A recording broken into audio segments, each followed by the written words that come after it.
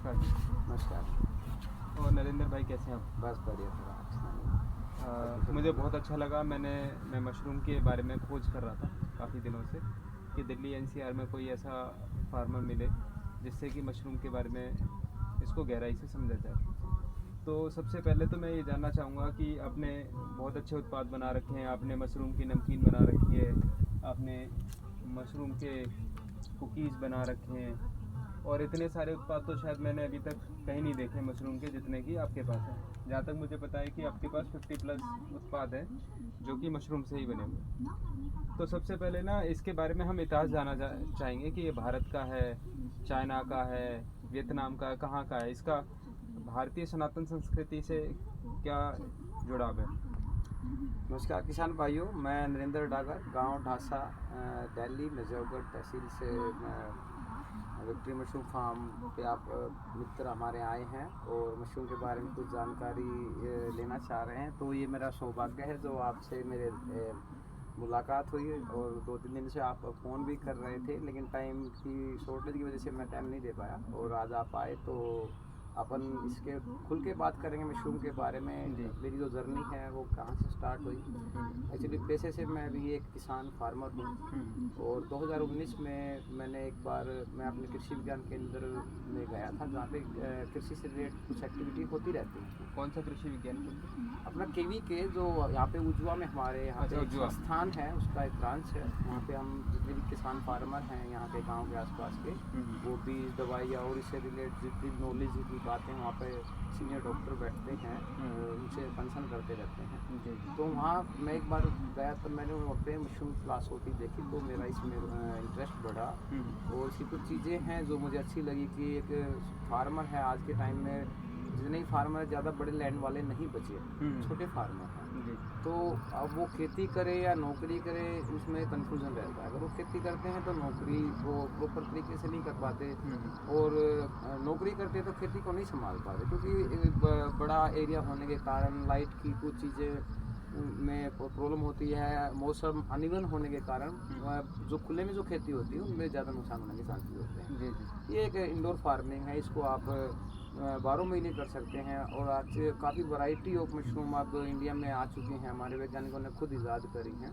और जैसा आपका जो ये क्वेश्चन था कि मशरूम का जो इतिहास है, देखिए मशरूम हम नहीं थे तब भी था, ठीक है। जैसे हरे नीले शैवाल से हमारी उत्पत्ति हुई है, उसी तरह से मशरूम जंगलों में ये सदा रहा है।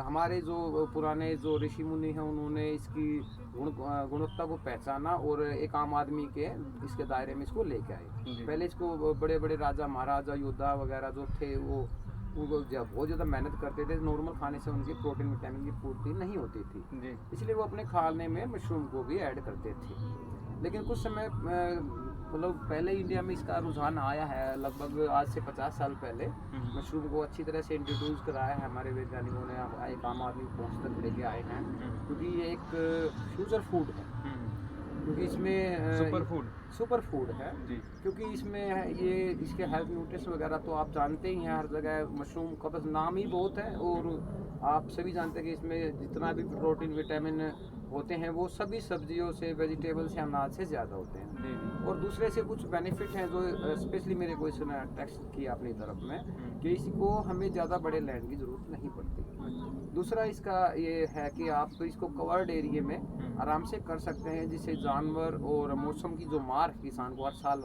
लगभग पड़ती है, उससे हम बच जाते हैं। जी। दूसरा ये, अभी हम देखिए, मैं ये नहीं कहूँगा मशरूम हर जगह सक्सेसफुल है। उसमें आपने ये देखना पड़ेगा कि आप कहाँ काम कर रहे हैं, किस क्षेत्र में काम कर रहे हैं, वहाँ मशरूम की डिमांड कैसी है, लोगों का मशरूम के प्रति रुझान कैसा है। ठीक है, अभी भी मशरूम का अवेयरनेस दिल्ली और जो बड़े बेंगलोर, मुंबई, महाराष्ट्र जैसे बड़े बड़े शहरों में ही है, ज़्यादा विलेज लाइफ में अभी एंटर नहीं हुआ है, क्योंकि हमारे जीन्स में इसका जो एक टेस्ट है वो हम एक्सेप्ट नहीं कर पाते। इसलिए हमने वैल्यू एडिशन करके कुछ प्रोडक्ट बनाए हैं, ताकि इसके प्रोटीन विटामिन के साथ साथ हम इसको एक टेस्ट के रूप में, एक आइटम के रूप में हम इसका यूज़ कर सकें रेगुलर। तो जैसे बताया कि जो इसकी हिस्ट्री का जो जुड़ाव है भारतीय सनातन संस्कृति में, ऋषि मुनि के साथ भी ऐसा रहा है। तो ये अभी मुझे लगता है कि सबका रिसर्च का विषय है, सब अपनी तरफ से रिसर्च कर सकते हैं। तो अभी कितने एकड़ में आप ये मशरूम उगा रहे हैं? देखिए, ये मेरा एक छोटा सा फार्म है। ये पूरा फार्म आधे एकड़ का है। आधा एकड़ का। आधे एकड़ का है। इसमें अलग अलग एक्टिविटी के लिए हमने जगह बना रखी है। जैसे स्पोनिंग का एक अलग एरिया होता है। जब हम बैग भरते तो हमें खुले क्लाइमेट की ज़रूरत पड़ती है। और फिर हम हट बनाते हैं जी जिसमें मैं वैरायटी ऑफ मशरूम ग्रो करता हूँ। सर्दी में बटन मशरूम ग्रो करता हूँ। और गर्मी में अपना ऑस्टर मशरूम की कुछ वैरायटी है, 4-5 वैरायटी हैं। फ्लोरिडा, सुजोर काजू, ब्लैक ईयर मशरूम है, किंग ऑयस्टर मशरूम है। अभी उन पे मैं अपना फोकस कर रहा हूँ, क्योंकि जो ऑयस्टर मशरूम है, देखिए मैं आपको बताऊँ, इसमें थोड़ा सा ना ये थोड़ी स्मेली होने के कारण लोग इसको अवॉइड करते हैं। लेकिन इसके कुछ अलग जो हमारे इंडिया के वैज्ञानिकों ने ही वो इसकी अलग जो बनाई हैं, जिसमें इसमें हेल्थ न्यूट्रिशंस भी उतने ही होते हैं और खाने में भी टेस्टी होती है। इसलिए इसका अब रुझान बढ़ रहा है, खासकर दिल्ली में। जी, मेरा एक प्रश्न ये था, जैसे मैं देसी बीजों के ऊपर काम करता हूँ, देसी गाय के ऊपर काम करता हूँ, और एक महान व्यक्ति हैं भारतवर्ष में, सुभाष पालेकर जी, उनके साथ पिछले 8 से 10 सालों से काम कर रहा हूँ। तो जैसे बीजों में होता है कि एक देसी बीज होता है जिसको नेटिव सीड बोलते हैं या ओपन पॉलिनेटेड सीड बोलते हैं, ऐसे हेयरलूम सीड्स बोलते हैं, सबके अलग अलग नाम है। स्वदेशी बीज कोई बोलता है, एक हाइब्रिड सीड्स होता है और एक जीएमओ सीड्स होता है, ठीक है। और लोगों में अवेयरनेस आई कि जीएमओ सीड्स जो है उनकी सेहत के लिए अच्छा नहीं है, तो फिर उन्होंने उसका नाम चेंज कर दिया जीएमओ का, और आज की डेट में सब उसको बेच रहे हैं। तो ये जो मशरूम का सीड है, स्पूनिंग है, जो भी इसमें डाला जाता है, तो उसमें भी कुछ ऐसा होता है कि भाई ये हाइब्रिड है, जीएमओ है, नेटिव है, ऐसा कुछ होता है? हाँ, देखिए इसमें क्या है, ये तो खैर विषय अभी भी शोध चला हुआ है इस पे। क्योंकि जो भी अनाज मिलता है, देखिए जब हम अनाज को पैदा कर लेते हैं, हमारे लिए ठीक है, वो ज़मीन में हम यूरिया, डीएपी वगैरह का इस्तेमाल करते हैं। लेकिन मशरूम फार्मिंग में लैंड का कोई यूज़ ही नहीं होता। ये बैड मेथड से करी जाती है। इसमें किसी तरह का कोई केमिकल यूज़ नहीं होता। अब थोड़ा बहुत करते हैं, क्योंकि किसान बेचारा बहुत डरता है, तो वो अपने नुकसान होने के कारण वो इसमें थोड़ा बहुत किसी ने बोल दिया, अभी कह दिया अभी ये रोग आएंगे आपके में, तो अभी ये चीज़ डाल दीजिए, ठीक हो जाएगा। लेकिन उनको इन चीज़ से बचना चाहिए, क्योंकि जब मशरूम का जब नाम आता है तो उसका मतलब ये मानते हैं एक औषधि। मैं मशरूम को कभी भी एक सब्जी के रूप में नहीं देखता, मैं इसको औषधि के रूप में देखता हूँ। तो इसमें सीड सिलेक्शन हम नहीं कर सकते, क्योंकि ये जो सीड्स होता है इसका, ये लैब में तैयार होता है। अच्छा, लैब में तैयार होता है। हाँ, ये आपको दुकानों पे नहीं मिलेगा। जहाँ पे खाद बीज की दुकानें होती हैं, वहाँ पे आपको अवेलेबल नहीं होगा। इसको हम स्लाइस करके, इसको बॉईल करके ऐसी कंडीशन में ले आते हैं जिसमें हम इसका जो मशरूम का कल्चर, जो मदर कल्चर को हम जब इसे अटैच कराते हैं, तो ये कमर्शियल कल्चर के रूप में बदल जाता है। जी, ठीक है। तो ऑल ओवर जो इसका रिजल्ट अभी तक हमने देखा है, तो वो ऐसा इशू नहीं है कि बीज आपने वो करना है, यूज़ करना है, तो उसको ज़्यादा वो बस ठीक है, अच्छी बात है। लेकिन ये चीज़ें किसान की पहुँच से बाहर है। इसलिए मैं चाहूँगा कि वैज्ञानिक इस चीज़ को अच्छी तरह समझाएं किसानों को भी। अच्छी क्वालिटी का बीज है और हर सीज़न के लिए अवेलेबिलिटी है, तो वो धीरे धीरे चीज़ को कैच करेंगे और अच्छे बीजों की तरफ भी आएंगे। अच्छा, तो मतलब ये लैब में तैयार होता है। अगर मान लो मतलब हमारा एक उद्देश्य ये भी रहता है कि जो भारतीय के किसान हैं, जो सनातन संस्कृति में जो भी कृषि की बात होती है, तो उसमें स्वावलंबन होता है, आत्मनिर्भर होता है। अगर किसान इसमें लैब के ऊपर निर्भर रहेगा, और कभी ऐसा होता है कि लैब वाला मना कर दे, कुछ कह दे, तो फिर तो ये मुझे लगता है कि एक आत्मनिर्भर कृषि नहीं है। आपका क्या मानना है इसमें? नहीं, इसमें ऐसा नहीं है। देखिए, आज गवर्नमेंट भी इस चीज़ पे बहुत मतलब अवेयर है, और अच्छी जहाँ दिल्ली में है, और ऑनलाइन भी कुछ यहाँ पे मैं मंगवाता हूँ, और उनका रिजल्ट देखिए, कोई भी काम है, जब तक आप एक बार करके नहीं देखेंगे तो आप उसके बारे में पूरा नहीं समझ सकते। मैंने काफ़ी अलग अलग कंपनियाँ हैं, NHRDF जनकपुरी से मैंने ट्रेनिंग भी लिया इसका 2019 में। NHRDF national horticulture research and foundation. Okay, ये तो गवर्नमेंट का एक डिपार्टमेंट। हाँ, ये गवर्नमेंट का एक डिपार्टमेंट है। बागवानी भवन की इसकी बिल्डिंग जनकपुरी दिल्ली में है, और वहाँ पे मैंने इसका 5 दिन का जो सेशन था वो लिया था। उसमें उन्होंने तकरीबन सभी बातें इसकी मशरूम के बारे में बताई। इसका स्पून कैसे बनता है, बीज कैसे, आपने जैसे आपने बीज के बारे में बोला, तो हम इसको बीज को अच्छी तरह, इसमें बहुत ज़्यादा हमें ध्यान रखना पड़ता है कि बीज में जब हम अपना कल्चर मिलाते हैं, तो उसमें कोई अनवांछित चीज़ें ना हो, नहीं तो हमारा पूरा जो कंपनियां बनाती हैं लैब में, उनका पूरा ही बीज खराब हो जाता है। इसलिए वो हमेशा बेस्ट क्वालिटी का बीज ही स्पोन के लिए यूज करते हैं। नंबर 1 बात। नंबर 2 बात, उसमें उन्होंने भी अपनी काम की चिंता रहती है, क्योंकि एक कस्टमर अगर एक बार आपके पास लेके जाता है और उसका रिस्पॉन्स अच्छा नहीं आया तो वो आपको दोबारा नहीं आएगा। तो उसका काम उन्होंने बढ़ाना है तो वो अच्छी क्वालिटी का बीज प्रोवाइड कराएंगे, सीधी सी बात है। और ऐसा है भी, दिल्ली में काफ़ी लैब हैं जहाँ से मैं बीज मंगाता हूँ और सबका रिजल्ट मुझे सिमिलर लगा। सबसे अच्छा आप कौन सा रिकमेंड करना चाहेंगे अगर दिल्ली में हमारा कोई भाई खेती करना देखिए, चाहे? सबसे अच्छा बीज जो मैं अभी तक मैंने खरीदा है, 2-3 लैब है, उनमें सबसे अच्छा जो रिजल्ट आया जो मैं मानता हूँ, जो कंडीशन अप्लाई है वो है NHRDF जनकपुरी से। अगर आप स्पून लेते हैं तो वो सबसे बेस्ट क्वालिटी का होता है, चाहे आप बटन मशरूम का लें, चाहे ओस्टर मशरूम का लें या अदर किसी मशरूम का लें। क्योंकि इनकी जो काम करने की तरीका है, लैब में तैयार करने का तरीका है, वो मैंने खुद देखा, क्योंकि वहाँ पर मैं एक स्टूडेंट के रूप में भी 5 दिन मैंने ट्रेनिंग ली और सभी क्लासेस को उन्होंने डे बाय डे उन्होंने दिखाया। तो मुझे उनका काम बहुत अच्छा लगा, उनका जो करने का तरीका है वो भी मुझे पसंद आया। और उसको देखते हुए मुझे लगता है कि वहाँ पे जो बीज की क्वालिटी वो सबसे ज़्यादा उसी पर ध्यान देते हैं, क्योंकि उसमें वो देखते हैं हमारा नुकसान एक फार्मर का भी नुकसान है। जी। अच्छा, हमारे संपर्क में किसान तो नहीं है, लेकिन कुछ ऐसे लोग भी हैं जिससे छत पे फार्मिंग करना चाहते हैं और किसी के पास एक रूम एक्स्ट्रा भी है, किसी के पास छत पे एक रूम एक्स्ट्रा है। मुझे ऐसा लगता है कि दिल्ली NCR में हर किसी के पास एक रूम एक्स्ट्रा है, या तो वो किराए पे देने की सोचता है, या तो कोई फार्मिंग का किसी के अंदर पागलपन है या किसी की इच्छा है, तो वो चाहता है कि भाई मैं अपने रूम में कुछ कर लूँ। तो जैसा कि इंडोर की ज़रूरत है, तो बहुत सारे लोगों के पास जैसे रूम खाली पड़े हैं, तो क्या उसमें कुछ वो प्रैक्टिकल कर सकता है?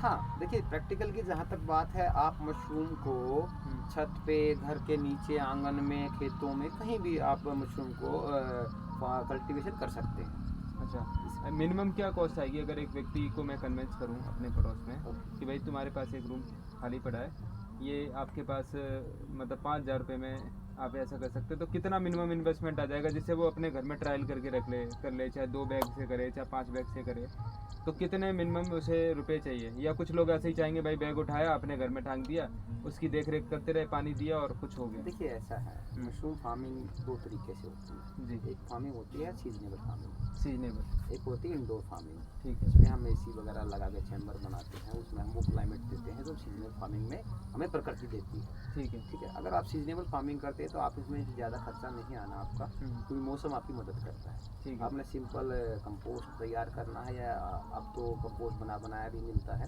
उसमें अपना स्पोन मिला के बैग तैयार करके अपने कमरे में रख सकते हैं। ट्रायल बेस की जहाँ तक आपने बात करी, मैं अर्निंग की बात नहीं करूँगा। हाँ, अर्निंग की बात नहीं है, नहीं करूँगा, सिर्फ सीखने के पर्पज से अगर कोई बंदा करना चाह रहा है तो 50-100 बैग से अपना एक 10 बाई 10 के रूम में आराम से इसका कल्टीवेशन ले सकता है। 10 बाई 10 के रूम में 50 से 100 बैग कर, हाँ, आराम से इसमें। और एक बैग की कॉस्टिंग क्या आ जाएगी? एक बैग की कॉस्टिंग अराउंड, आप ये डिपेंड करता है कि आप कौन सी मशरूम कर रहे हैं, किस सीजन में कर रहे हैं, कहाँ कर रहे हैं।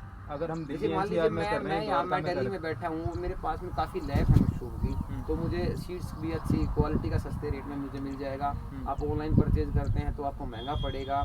तो वही मैंने पहले कहा, आप किस जगह पे फार्मिंग कर रहे हैं चीज़ें आपने, फिर आपने सेल आउट करने की प्रॉब्लम भी, अगर आप शहर के नज़दीक है तो सेल करने में भी आपको प्रॉब्लम नहीं आएगी, ये तो ट्रांसपोर्टेड। दूसरी बात, मशरूम एक जो है ये बहुत ज़्यादा, इसका जो शेल्फ लाइफ है ये बहुत कम होता है। अच्छा। क्योंकि ये एक फंगस है। जी। ठीक है, इसको हम 2 से 3 दिन लास्ट इसको उसी क्लाइमेट में मैनेज कर सकते हैं। उससे ज़्यादा करेंगे तो ये एक पॉइजन का रूप लेंगे। धीरे धीरे इसमें पॉइजन स्टार्ट होना स्टार्ट हो। तो कोशिश ये करें, आप पहले R&D करें, आप कहाँ पे हैं और आपका नियर अबाउट मार्केट कितनी दूर है, उसकी जो डिमांड है वहाँ पे है या नहीं है, कौन सी मशरूम आपके वहाँ पे चल रही है। वैसे दूसरे तरीके जो आप सामने आप देख पा रहे हैं, बिस्किट है, नमकीन है, अगर इस चीज़ के लिए आप तैयार बैठे हैं तो आपको सेल्फ लाइफ की भी प्रॉब्लम नहीं आएगी, क्योंकि हम उसका वैल्यू एडिशन करके हम उसके अगर प्रोडक्ट बनाते हैं और सालों तक अपने घर में रख के उसका यूज़ कर सकते हैं। अच्छा, जैसे मेरे पास मैं द्वारका में मेरे पास 10 बाई 10 का रूम है मान लीजिए, और मैं फार्मिंग से जुड़ा हुआ भी हूँ और बस एक्सपेरिमेंट भी करना चाहता हूँ। और मैंने क्या किया कि कुछ बैग्स खरीद दिए, कुछ बीज खरीद दिया, आपसे जानकारी ले ली और कुछ 50 बैगों को टांग दिए। और मेरी इच्छा ये है कि जो भी इसमें मशरूम आए मैं सबको बांट दूँ। तो किसी में, मैं तो ऐसे 50 की सोच रहा हूँ, लेकिन कोई 5 बैग ही लटकाना चाहे, एक बार देखना चाहे। हर कोई व्यक्ति फूल लगाना चाहता है, या कोई एक बेली चढ़ा के देखना चाहता है, भाई लोग की आती है तो रही आती है। कुछ कुछ घर में महिलाएं बैठी हैं, वो कुछ चाहती है कि कुछ ना कुछ हो, क्योंकि लोगों में स्ट्रेस बहुत हो गया है। और मुझे जहाँ तक पता भी है, जानकारी भी है, अगर कोई व्यक्ति फार्मिंग कर ले तो उसको जीवन में स्ट्रेस तो कभी नहीं हो सकता, ना ही वो कभी सुसाइड के लिए जा सकता, क्योंकि ये फील्ड ही ऐसा है। तो हम चाहते हैं कि जो हर साल भारत में जो स्टूडेंट की बात करें तो 5 लाख लोग सुसाइड कर लेते हैं हर साल। और किसानों की बात करें तो उसका डेटा ही अलग है, एनसीआर भी बताती नहीं है। लेकिन मैं देख रहा हूँ कि आजकल ना लोग बात करना भी चाहते हैं, लेकिन उनके पास ऑप्शन नहीं है, क्योंकि उनको जानकारी नहीं है। तो और मैं चाहता हूँ कि आपके वीडियो को ऐसे लोगों तक पहुँचाया जाए जो घर में महिलाएं बैठी हैं, खाली बैठी हैं, लेकिन कुछ नया नया एक्सप्लोर कर रही हैं। तो उनके पास एक रूम भी है, उनको करना भी चाहते हैं। तो एक बैग से या कोई 5 बैग से स्टार्ट करना चाहे तो आप उसमें क्या सजेस्ट करना चाहेंगे कि क्या कॉस्ट आ जाएगी? वो आपसे ले सकता है, नहीं ले सकता है? वो आपसे बैग ले जाए और घर पे लटका दे, अगर हो गया तो बांट दिया, नहीं हुआ तो कोई बात नहीं। देखिए, इसमें 2 बातें हैं। पहली बात का मैं आपका जवाब देना चाहूँगा, जैसे आपने कहा भी 5 बैग आपने लगा दिए, ट्रायल बेस पे आप करना चाहते हैं, शुरू में ऐसे पॉसिबल नहीं। उसका रीज़न जैसे कि आपने इसमें अलग अलग स्टेप होते हैं मशरूम में। जैसे आपने पहले खाद तैयार करा जी, उसके बाद आपने इसके बीज को स्पॉन बोलते हैं, आपने स्पॉन लेके अपना एक बैग तैयार करा, ठीक है। फिर अपना एक कमरा 10 बाई 10 का आपके रूम घर पे है और आपने सीजनेबल फार्मिंग करनी है, ठीक है। तो आपको प्रॉब्लम नहीं आएगी, क्लाइमेट की प्रॉब्लम नहीं आएगी। जी जी। लेकिन जब हम इसमें बैग लगाते हैं तो इसमें ये हाई कार्बन डाइऑक्साइड इसको चाहिए जिस हाई टाइम, कार्बन डाइऑक्साइड चाहिए। हाँ, इसको स्पॉन रन की कंडीशन में हाई कार्बन डाइऑक्साइड चाहिए, ये खुद बनाता है। जी जी। लेकिन आपका जो कमरे का दायरा है, मान लीजिए आपका 10 बाई 10 का रूम है, उसमें आप 5 बैग टांगते हैं या 10 लगाते हैं, तो क्लाइमेट नहीं बन पाएगा जो इनको चाहिए। ओके, ये बात। ठीक है, तो उस क्लाइमेट को मैनेज करने के लिए हम कमरे के दायरे के हिसाब से बैग की काउंटिंग करते हैं। ओके। जैसे 10 बाई 10 का रूम है तो मिनिमम इसमें 50 बैग आपके होने चाहिए। फिर वो अपना माहौल क्रिएट कर लेंगे और ह्यूमिडिटी है उसको भी मैनेज कर लेंगे, क्योंकि बैगों के अंदर नमी होती है। कमरा जब आप बंद कर देंगे CO2 लेवल अपने आप बढ़ जाएगा जी। और ये कंडीशन हमारे 10 से 15 दिन तक हमें अभी रहती है। उसके बाद फिर जब हमें इसमें ये होता है स्पॉन रन का जो प्रक्रिया है वो पूरी हो गई, उसके बाद आप इसमें इसको ठंडी और फ्रेश एयर सुबह और शाम जी। दोनों टाइम देना शुरू करते हैं। ह्यूमिडिटी लेवल देखते हैं कितना है, अगर कम है तो उसमें थोड़ा दीवारों पे स्प्रे कर देते हैं, ज़मीन में स्प्रे कर देते हैं पानी का। और हमें लगता है भाई कंटामिनेशन आने के कुछ चांसेस हैं तो इसमें कुछ दवाइयाँ भी होती हैं, फॉर्मलिन है, कुछ नीम ऑयल है। अगर हम ऑर्गेनिक रूप से करना चाह रहे हैं तो नीम ऑयल का यूज़ कर सकते हैं। हफ्ते में 2-3 दिन बाद 2 दिन आप लगातार अपना कमरे के चारों तरफ अंदर अपना नीम ऑयल डालिए, जिससे क्योंकि कुछ कीटाणु ऐसे होते हैं जो हमें नंगी आंखों से नहीं दिखते। जी जी। और मशरूम एक फंगस है तो वो सीधा उसको अटैक करते हैं। जी जी। ठीक है, ये चीज़ कुछ सावधानियां हैं, अगर इसको आप थोड़ा सा ध्यान रखें और ये चीज़ें आपको समय से आएंगी। इसमें ये नहीं आपने बुक में पढ़ लिया, ठीक है, आपको एक बेसिक नॉलेज हुई, लेकिन आप ये परफेक्शन के रूप में तभी अपनाएं। मेरा जो पर्सनल सलाह है, जब आपको कम से कम इसमें 1-1.5 साल हो जाए। ओके। ये आप ये ना करें भाई ठीक है मैंने लगा दिया, आज 200 बैग लगाए और नेक्स्ट टाइम में तो 2000 बैग का प्लांट लगाना चाह रहा हूँ, नहीं, आप बड़ा लॉस खाएंगे। ओके। तो इसमें ना आपको पेशेंस रखना पड़ेगा और पूरा आपको टाइम देना पड़ेगा। वो कुछ लोग बोलते हैं मशरूम फार्मिंग पार्ट टाइम काम है, ये है, नहीं, ये सब गलत बातें हैं। अगर आपने मशरूम फार्मिंग में अच्छी तरह से उतरना है, उसमें कुछ अचीव करना है, गुड मैसेज आपने सोशल सोसाइटी में पास करना है, तो आपने प्रॉपर टाइम देना पड़ेगा। इसकी हर पहलू का समझना पड़ेगा कि मशरूम कैसे काम करता है। इवन यहाँ तक मशरूम हमारी लैंग्वेज तक को भी करता है, फॉलो करता है ये। अगर इसमें क्लाइमेट हम बनाते हैं, जैसे हर नए आदमी एंट्री नहीं करनी चाहिए इसमें, अगर कर भी रहा तो उसको पूरा अच्छी तरह से स्लाइस पहले अपने आप को कर लेना चाहिए, तब उसमें रूम में एंट्री करनी चाहिए। अदरवाइज़ ये हमारे अंदर जाने से भी नाराज़ हो जाते हैं और ये मशरूम फिर दूसरी तरीके से ग्रो करते हैं, जिसको हम नहीं खा पाते, जो बहुत जहरीले हो जाते हैं। ओके। हाँ, तो इसमें आदमी को डिटॉक्स होके जाना चाहिए साथ में। हाँ, बिल्कुल। देखिए, इसको मैं मानता हूँ जहाँ से जैसे ऑपरेशन थिएटर होता है उस तरीके से हमने एक अपना रूम तैयार करना है। उसमें एक टाइम हमारा होना चाहिए, शेड्यूल होना चाहिए, पानी का, एंट्री करने का, दवाइयाँ लगाने का, टेम्परेचर मॉइस्चर को चेक करने का, रात का क्या है दिन का क्या है। ये कुछ छोटे छोटे स्टेप हैं जो आप बुक से नहीं समझ पाएंगे। आप जब एक बार इसके साथ 2-3 महीने जब आप लगातार जो करते रहेंगे तो वो चीज़ें समझ में आ जाएंगी।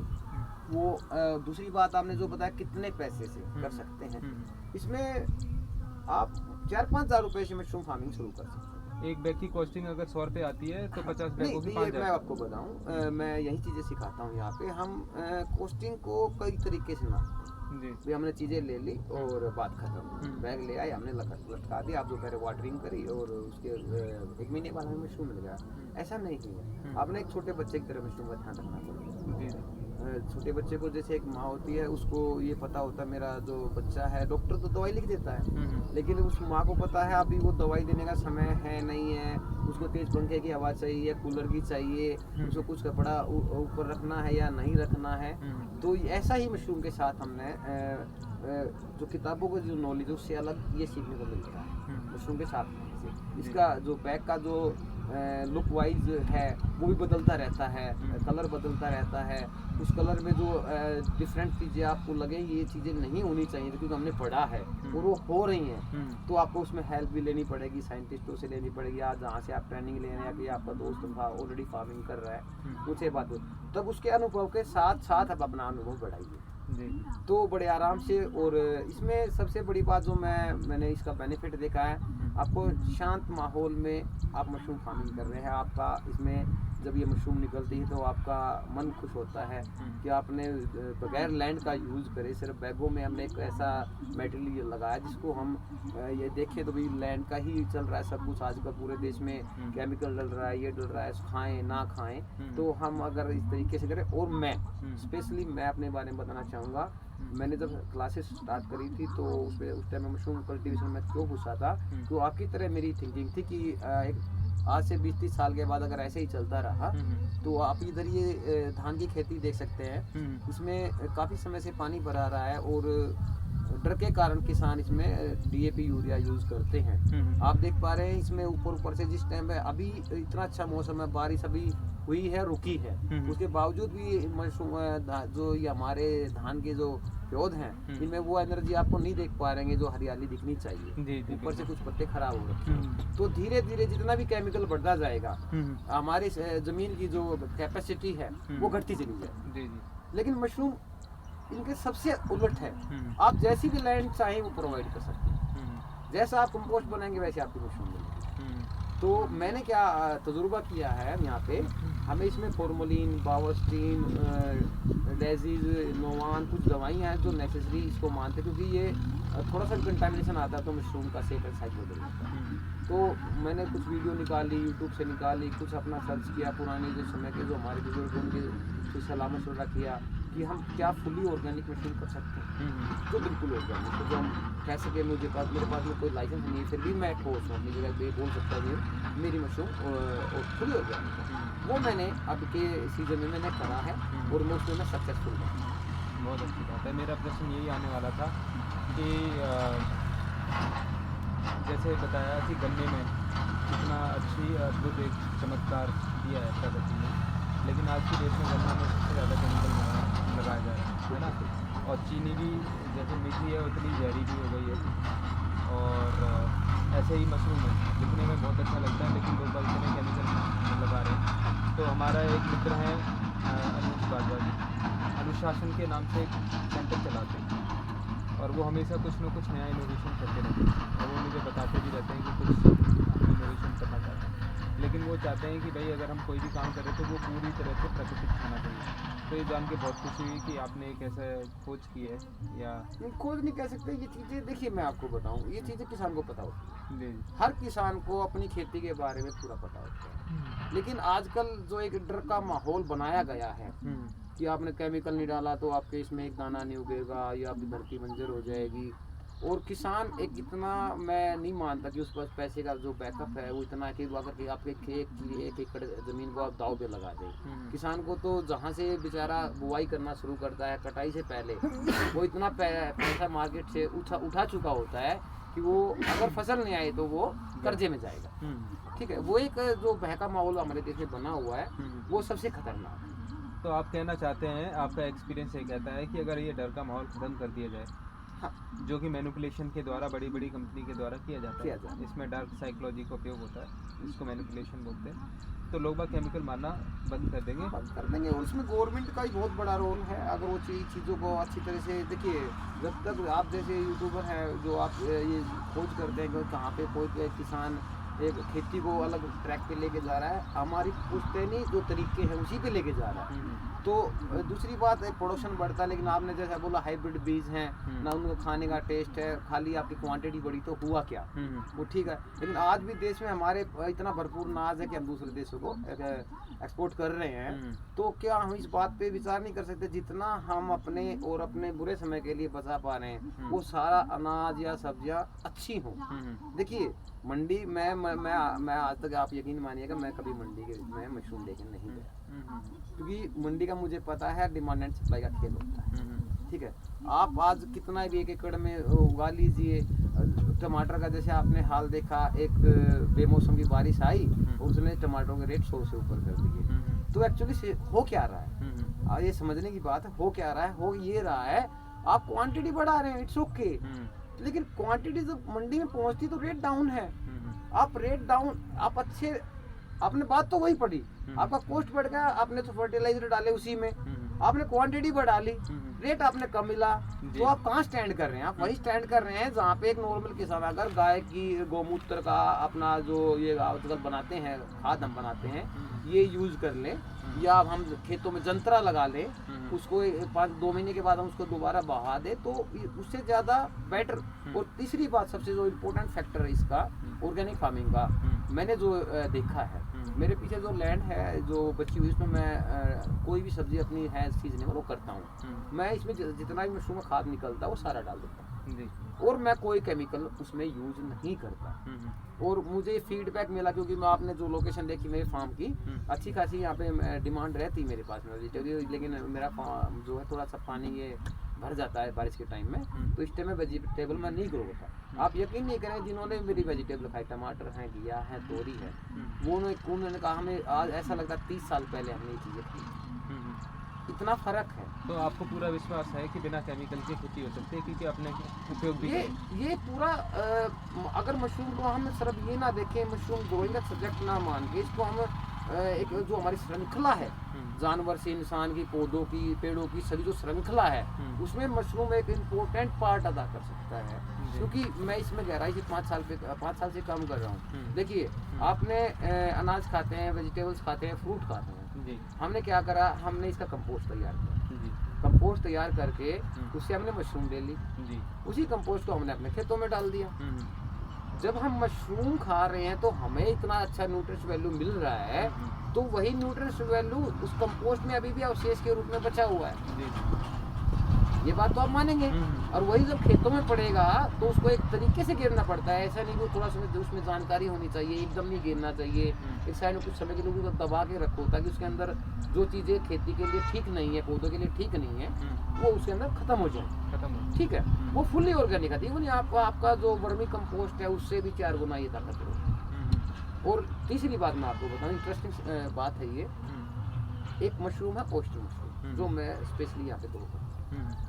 मैंने सुना है, अभी तक एक्सपेरिमेंट नहीं करा, क्योंकि किसके जानवरों पे एक्सपेरिमेंट करूँ, कोई भी इतना रिस्क नहीं लेगा। मेरा जो कंपोस्ट है फुली ऑर्गेनिक है, इसमें मैं सिर्फ चूने का यूज़ करता हूँ। और आपने पता चुना ऑर्गेनिक, ठीक है। मैं मशरूम ले लेता हूँ जी, 1.5 महीने के अंदर मेरा वो बैग मशरूम से पूरा पैक है, उसके अंदर माइसिलम पूरा प्रॉपर फैल चुका, तभी हमें मशरूम मिली। उसी कंपोस्ट को अगर हम सुखा के, आराम से तसल्ली से सुखा के, और जो गाय है हमारी, जो और पशु हैं, उसको हेल्थ न्यूट्रिशन के वैल्यू के रूप में 1 मुट्ठी, 2 मुट्ठी, आधा केजी या 1 केजी अगर हम डेली पशु को यूज कराते हैं, तो जो बेनिफिट हमें मशरूम देगा वही पशु को देगा। ये एंटी कैंसर है, ये ब्लड शुगर ठीक रखता है, या फिर स्किन को ठीक रखता है, यही काम वो पशु के साथ करेगा। तो आपको एक चीज़ के साथ में 2 चीज़ें मिल रही हैं, पशु की सेहत मिल रही है, खास आपको अपनी भी सेहत मिल रही है, और कोई चीज़ इसमें आपकी वेस्ट नहीं जा रही, हर चीज़ का दोबारा इस्तेमाल कर सकते हैं। वेस्ट से मशरूम हो गया, मशरूम के बाद जो वेस्ट बना उसके लिए कंपोस्ट बना, खेती के लिए यूज हो गया और जो और गाय के लिए दूसरे तरह का जो कंपोस्ट होता है, जो बटन मशरूम का जो कंपोस्ट होता है वो अलग तरीके का, वो खेती के लिए स्पेशली होता है। जी। लेकिन जो ऑयस्टर मशरूम का अगर आप ऑर्गेनिक कंपोस्ट बना रहे हैं, तो अगर आप गाय भैंस या हमारे जो पशु हैं, बकरी हैं, इनको खिलाते हैं, तो वही काम उनकी बॉडी में करता है जो हमारे एक मशरूम करता है। समझ गए। ये सिर्फ एक ट्रायल का एक विषय है, जो अगर मेरा मैसेज कहीं तक पहुंच पा रहा है तो प्लीज एक बार आप इस पर करके देखें, और ये बहुत बड़ी खोज होगी, क्योंकि हमारा कुछ भी वेस्ट नहीं जा रहा, पशुओं को खाने के साथ हमें हेल्थ न्यूट्रिशन वैल्यू मिल रहा है। तो एक्स्ट्रा जो दवाइयाँ हैं वो हमें देने की जरूरत नहीं पड़ेगी, हमारे पशु बीमार नहीं पड़ेंगे। टाइम पीरियड से उनकी डेट आएगी, वो अपना जो भी बच्चा जो उनका पैदा होता है वो स्वस्थ होगा, और दूध में भी उनकी बढ़ोतरी होगी, क्योंकि इसमें इतने ज़बरदस्त हेल्थ न्यूट्रिशन होते हैं। तो हम भी एक कुछ हमारा चैनल है होलिस्टिक फार्मिंग के नाम से, और हमने होलिस्टिक फार्मिंग इसमें यही रखा है कि कैसे फार्मिंग में सारी टेक्नोलॉजी का इंटीग्रेशन हो। हम चाहते हैं कि एक ही एकड़ में लोग बाग गोपालन भी करें, पर्माकल्चर मॉडल भी लगाएं, मोती की खेती भी करें, मछली पालन भी करें, कुआं भी रखें, मिट्टी के घर भी बनाएं, मशरूम भी उगाएं, बकरी भी रखें, मुर्गी भी रखें, बतख भी रखें। मतलब इस तरीके से एक होलिस्टिक मॉडल हो जिसमें सारी चीज़ें किस हो जाएं, जो थाली के लिए उसको कहीं बाहर ना जाना पड़े, तो जो नमक है नमक के लिए जाना पड़े।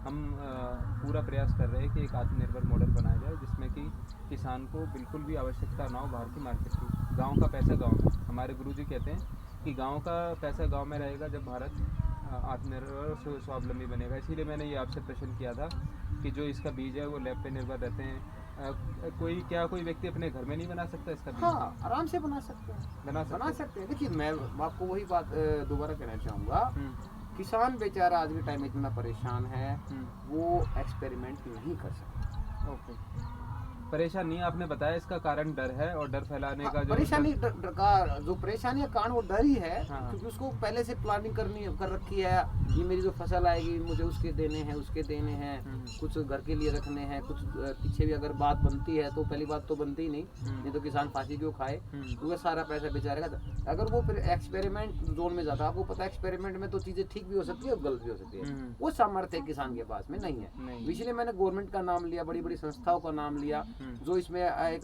स्टेप आके हर गांव में एक ऐसा छोटा सेंटर बना सकते हैं, वहाँ पे आके वो देख सकते हैं, ताकि डायरेक्ट किसान को डायरेक्ट बोले आप ये करिए। हमने एक्सपेरिमेंट कर चुके हैं, आपके गांव में ही कर रहे हैं, आप आके देखिए, समझिए और करिए। हम आपको आपकी इसका प्रमोशन करेंगे, प्रमोट करेंगे, हम बताएंगे ये चीजें हमसे सीखी हैं, कर रहे हैं, पूरा विश्वास है, इन्होंने कोई चीजें अलग यूज नहीं करी हैं। क्योंकि इंडिया में ना अभी वो टेक्नोलॉजी नहीं आई है कि आप ऑर्गेनिक फार्मिंग कर रहे हैं और आपके केमिकल फार्मिंग करते हैं, वो क्लियर डिफरेंस बता सके। ये मिला जुला खेल चल रहा है, और वो कुछ है भी तो उसमें भी गैम्बल होता है। आपको दिखाते कुछ है, जब क्वांटिटी आप खरीदते हैं तो आपको हाइब्रिड चीज़ें मिलती हैं। तो ये मतलब आप कहने का आपका सजेशन ये है कि अगर हम एक एक्सपीरियंस सेंटर खोल दें, हाँ, हर एक गाँव में एक मॉडल के रूप में और उसमें जो इच्छुक किसान है, जो चाह रहे हैं ठीक है मैं समय देना चाह रहा हूँ, या फिर कोई स्पेशलिस्ट है, कोई गाजर बोता है, कोई मूली बोता है, उनको अच्छी नॉलेज है, लेकिन मजबूरी के कारण उनको दवाइयाँ डालनी पड़ रही है। नॉलेज तो है लेकिन दवाई डाल, क्योंकि उनको प्रोडक्शन ज़्यादा चाहिए, क्योंकि मंडी में रेट कम होता है चीज़ों का। लेकिन वो कहे ठीक है एश्योरेंस मेरा है, अभी मैं लगा रहा हूँ, गाँव के ही कुछ अच्छे पर्सन जो अच्छा पैसा कमाते हैं वो उनसे डील करें, आप हमारे लिए लगाइए, हम आपसे खरीद लेंगे। तो गांव का पैसा गांव में भी रह गया और बंदे को ये आश्वासन मिल गया मेरी आज जो चीज़ में बीज लगा रहा हूँ उसके पैसे मेरे आने ही आने।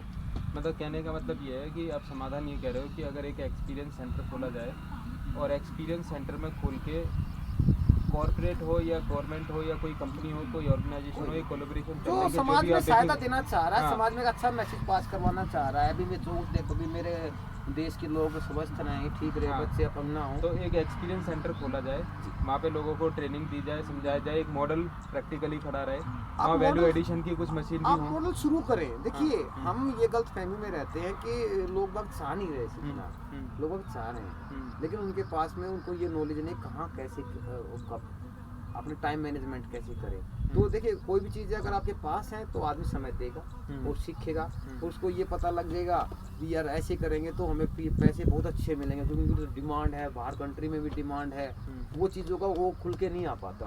और दूसरी बात उन चीज़ों को हटाना पड़ेगा बीच से, जो एक किसान के बीच में मीडिएटर बन के लेकिन उनको लूट रहे हैं। अच्छा, दूसरा एक प्रश्न ये है कि जैसे आपने यहाँ पे कर रखा है, ये मॉडल खड़ा कर रखा है, जो कि बहुत ही मनमोहक है। मुझे तो लगता है कि किसी व्यक्ति को यहाँ पे मतलब खड़े होकर भी देखना चाहिए। लोग हवाइया देखने जाते हैं, कुतुब मीनार देखने जाते हैं, तो यहाँ पे भी लोगों को देखना चाहिए, आना चाहिए। करते जा बढ़ते जा। तो यहाँ पे कितने लोगों के अंदर चेंज आया आपके इस मॉडल को देख के? देखिए, मैं आपको बताऊं, दो ही तरीके का आदमी कोई भी चीज़ में एक्सपेरिमेंट करेगा या कुछ नया करेगा।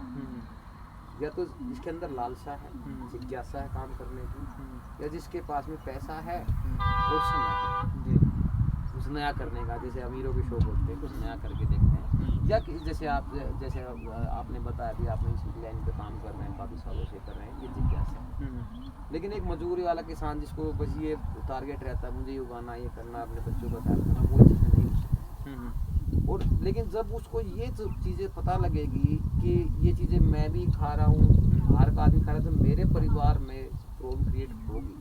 जो ये इतने केमिकल खा रहे हैं तो औरों को भी हो रही है, और सुविधा साथ साथ आप दे पाए या कोई कंपनी दे पाए, गवर्नमेंट दे पाए, ठीक है। देखिए, जैसा दिखता वैसा होता नहीं है। आप जैसे कहते हैं ये आपने गवर्नमेंट नहीं पाया, मैं खूब घुमा हूँ, बैंकों में भी गया हूँ, सभी जगह मैंने देखा है, सब अपनी नौकरी के लिए पीछे पड़े, किसी की दूसरी कोई चिंता नहीं।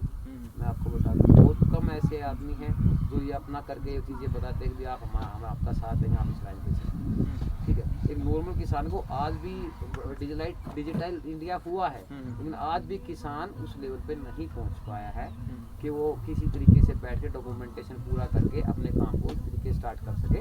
उसको ज़्यादा पैसा ना लगाना पड़े, उसको ज़्यादा समय ना देना पड़े, अच्छी टेक्नोलॉजी के लिए उसके गवर्नमेंट साथ दे पाए, सब अपना बस नौकरी मिल गई, गवर्नमेंट जॉब मिल गई, इट्स ओके फाइन। अच्छी बातें करने में और चीज़ों को लगातार लेके चलने में बहुत अंतर होता है। ये ज़मीनी हकीकत है।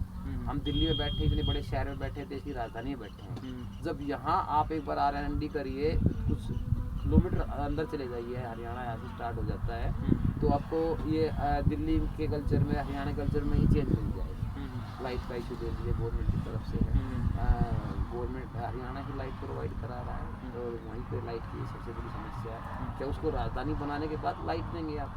क्या वहाँ पे अच्छे आदमी नहीं रहते? पूरा हरियाणा से दूध आधा दिल्ली में आता है। क्या उनकी समस्या ये नहीं है कि हमारा जो पशु 4 बजे से काम स्टार्ट होता है, हमें शाम तक लाइट की ज़रूरत रहती है, हरा चारा लाना है, खेतों से लाना, बच्चे भी पढ़ते हैं, ठीक है। तो ये मेरा जो एक छोटा मतलब सभी बातों को कहने का पर्पज़ क्या है, देखिए, खाली गवर्नमेंट की से बात नहीं करती, या तो कोई किसान है, कर्मठ है, मुझे इस लाइफ, हर आदमी एक चीज़ को पकड़ ले। हमें एक आदमी को सारी चीज़ें करने की जरूरत नहीं होती। जैसे मैंने मशरूम को चुना, ठीक है, आप यकीन नहीं करेंगे, एक मशरूम आदमी को अपना परिवार चलाने के लिए मशरूम ही बहुत, मैं हर चीज़ को पॉइंट टू पॉइंट समझा।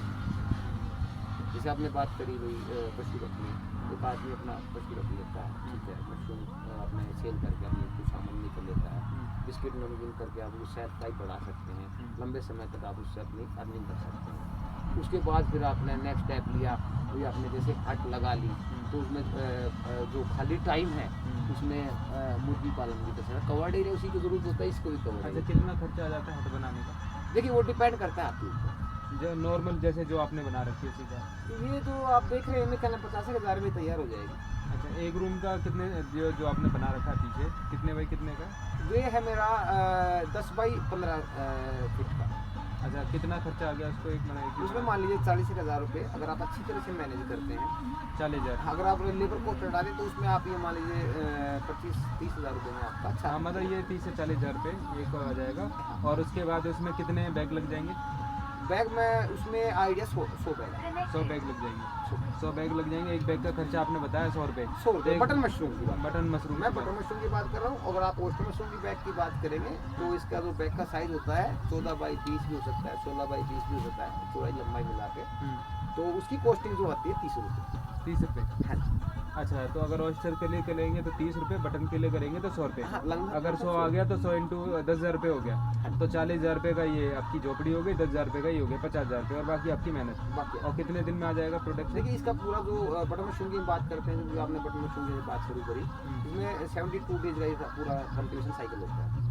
72 डेज? हाँ, 72 दिन का साइकिल होता है। 90 दिन मान लेते हैं। हाँ, 75 से 90 दिन स्लाइस भी करेंगे, कमरे को सेटल भी करें, तो आपका 3 महीने की खेती होती है। और इसका ऑयस्टर का ओस्टर मशरूम का भी सेम ही रहता है, बस ये मतलब ये है आप लगाए रखिए, इसमें जब तक न्यूट्रिशन अंदर है, मशरूम के स्पोर को खाना मिलता रहेगा, तब आप मशरूम लेते रहेंगे। 1 महीना भी चल जाएगा, 1.5 महीना भी चल जाएगा, 2 महीना भी चल जाएगा। 2 महीने 60 दिन मान लेते हैं। हाँ, ये भी लमसम इतना 60 दिन मान के चलिए। इसको 60 मान लेते हैं, उसको 90 मान लेते 90 मान लेते हैं।